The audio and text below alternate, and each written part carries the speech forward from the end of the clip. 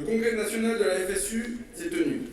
En entérinant la signature de l'accord PSC, il a renié ses positions antérieures, qui étaient les positions de toujours du mouvement ouvrier de défense de la sécurité sociale.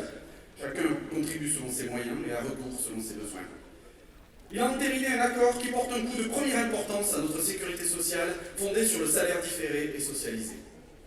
Cette signature, unanime des directions syndicales, intervient quelques semaines avant les élections présidentielles. Chacun le sait. Les représentants du capital ont entendu utiliser le boulevard de ces élections pour porter des coups d'une brutalité inédite contre les travailleurs et la jeunesse. C'est ce qui ressort clairement des dernières déclarations du président du MEDEF. Face à cette déferlante, malgré la signature de l'accord PSC, qui ne peut que dégoûter et décourager les travailleurs, il est inévitable que ces derniers cherchent demain à résister. Dans ce but, ils devront se saisir de leurs organisations syndicales, donc de la FSU. Ils chercheront par conséquent à mettre ces organisations à leur service. C'est pourquoi il est nécessaire de dire, avant le terme de ce congrès, ce qu'ils sont en droit d'exiger d'elles. C'est la responsabilité de la FSU de rejeter l'objectif affirmé du MEDEF de réduire le coût du travail. C'est la responsabilité de la FSU de rejeter les déclarations de Macron indiquant que la protection sociale doit moins peser sur le travail, mais aussi celle de Pécresse qui martèle que pour augmenter les salaires, il faut diminuer les cotisations sociales. C'est sa responsabilité de rejeter l'exigence du MEDEF de diminution massive de l'impôt sur le capital et de réduction de l'ensemble des budgets sociaux qui en est la conséquence inévitable. Mais c'est aussi sa responsabilité de se prononcer contre la réforme des retraites en préparation, qui prévoit le passage de l'âge légal à 64, 65 ou 67 ans, et donc de quitter le Conseil d'orientation des retraites, qui prépare le terrain à cette contre-réforme.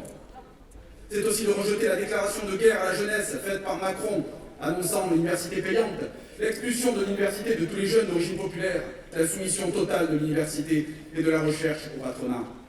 S'agissant de l'enseignement, c'est tout particulièrement de rejeter les objectifs affirmés par Macron de destruction du statut des enseignants par l'annualisation, entre autres, et le recrutement des enseignants par les chefs d'établissement. C'est la responsabilité de la FSU de rejeter les objectifs communs de Macron, Pécresse, Le Pen, Zemmour, de renforcer l'État policier, par exemple en doublant le nombre de policiers en 5 ans. L'expulsion massive des immigrés, parqués dans de véritables camps, condamnés à mort par noyade, comme dans la Manche récemment. C'est la responsabilité de la FSU de se prononcer pour le retrait immédiat de toutes les troupes impérialistes françaises des pays où elles stationnent.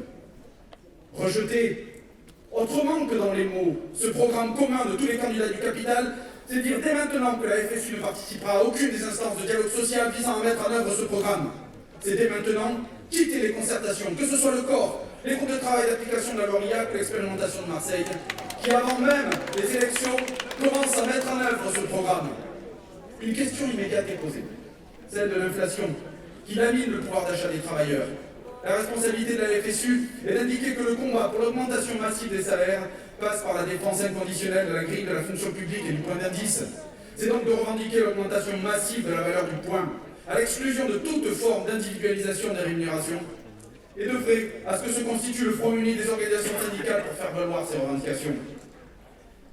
C'est à condition d'adopter une telle orientation que la FSU peut contribuer à ce que soit ouverte pour les travailleurs de ce pays une issue politique qui corresponde à leurs aspirations.